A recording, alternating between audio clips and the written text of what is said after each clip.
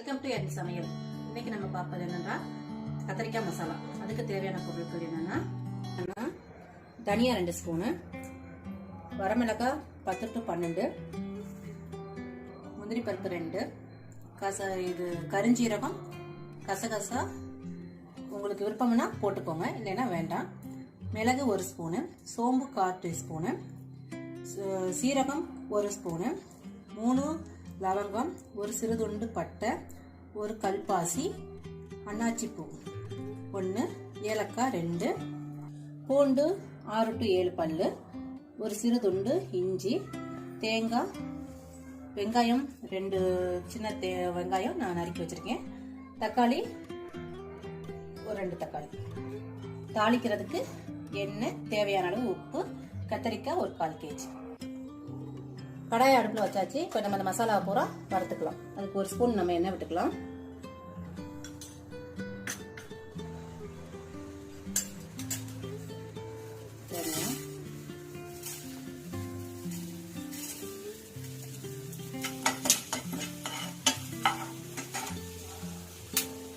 சீரகம்,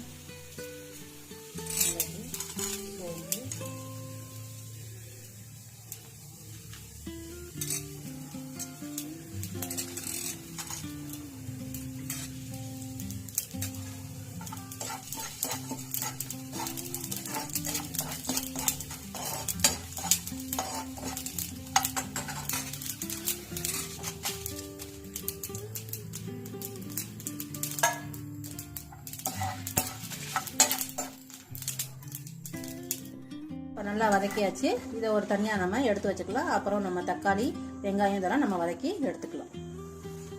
இதே கடாயில் திருப்பி நம்ம 1 ஸ்பூன் எண்ணெய் விட்டு வெங்காயம் இதெல்லாம் வதக்கிக்கலாம்.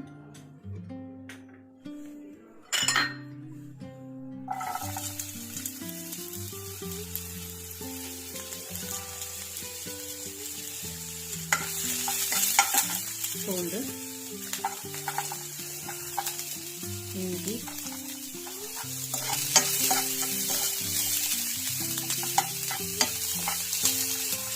இந்த ஸ்டேஜில் தக்காளி சேர்த்துக்கலாம்.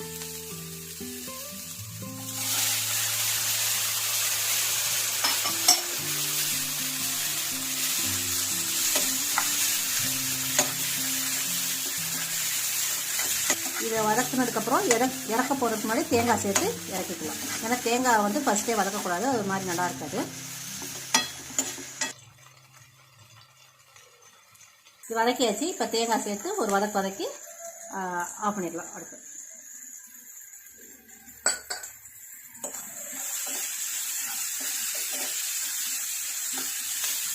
இப்போ இதை இறக்கிடலாம். மசாலா இப்போ ஆறட்டும். அதுக்குள்ளே நம்ம கத்திரிக்காவை கட் பண்ணி எடுத்துக்கலாம். கத்திரிக்காவை நறுக்கலாம். நான் 4 பீஸாக கட் பண்ணுறேன். நீங்கள் வந்துட்டு உங்களுக்கு எப்படி பீஸ் வேணுமோ அப்படியே நீங்கள் கட் பண்ணிக்கோங்க. வச்ச மசாலா ஆறிடுச்சு. இப்போ நம்ம இதை அரைச்சிக்கலாம். இதான் நம்ம அரைச்சி வச்ச மசாலா. கத்திரிக்காவை நறுக்கியாச்சு. இப்போ நம்ம அதை வதக்கிக்கலாம். அதுக்கு தேவையான பொருட்கள் என்னென்னா கத்திரிக்காய், எண்ணெய், தேவையான அளவு உப்பு. ஒரு பாத்திரத்தை வச்சாச்சு. தேவையான அளவு எண்ணெய் விட்டுக்கலாம்.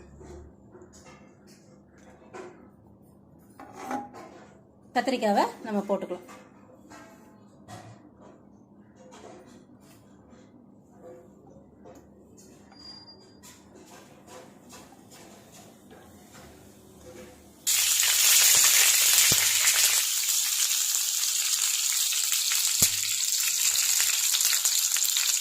கத்திரிக்காய்க்கு தேவையான உப்பு நம்ம இதை போட்டுக்கலாம்.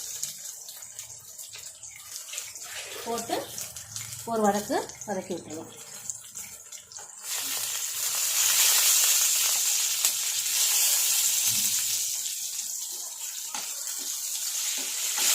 இந்த ஸ்டேஜில் நம்ம அரைச்ச மசாலாவை சேர்த்துக்கலாம்.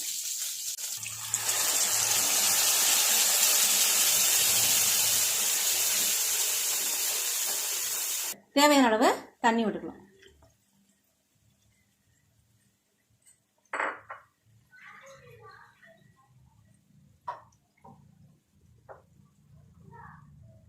குழம்பு கொதிக்குது. இப்போ குழம்புக்கு தேவையான உப்பு சேர்த்துக்கலாம்.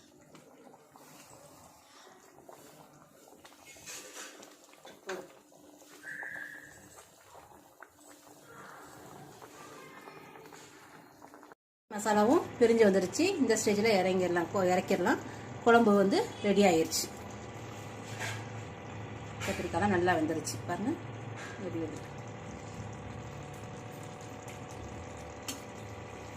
இந்த வீடியோ உங்களுக்கு பிடிச்சிருந்தா லைக் பண்ணுங்க, ஷேர் பண்ணுங்க, கமெண்ட் பண்ணுங்க. மறக்காம என் சமையல் ரமணியை சப்ஸ்கிரைப் பண்ணுங்க. நன்றி, வணக்கம்.